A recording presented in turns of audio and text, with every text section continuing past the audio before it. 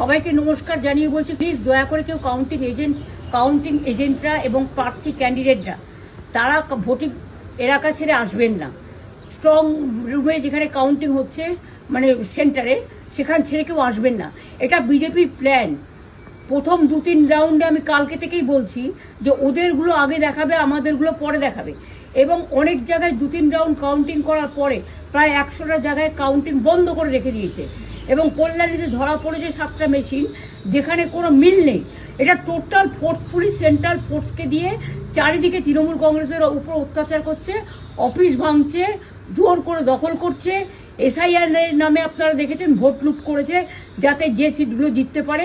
কিন্তু এখনো এমন 70টা সিট আছে, 100টা সিট আছে যেগুলো আমরা এগিয়ে আছি, সেগুলো বলছে না। টোটালটাই মিথ্যে নিউজ খাওয়াচ্ছে। আগে ডিআইসিও এই খবরগুলো দিত, কিন্তু তাকে কালকে চেঞ্জ করে দেওয়া হয়েছে। টোটালটাই ইলেকশন কমিশন নিজের ইচ্ছে মতো খেলছে, এবং সাথে কেন্দ্রীয় বাহিনীকে নিয়ে।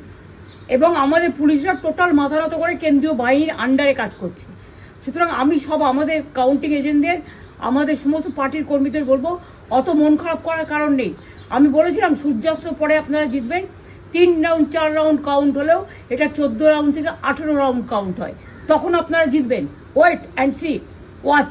আমরা সবাই আপনাদের সাথে আছি, আপনারা কেউ ভয় পাবেন না, নিশ্চিন্তে থাকুন। আমরা বাঘের বাচ্চার মতো লড়াই করে যাবো।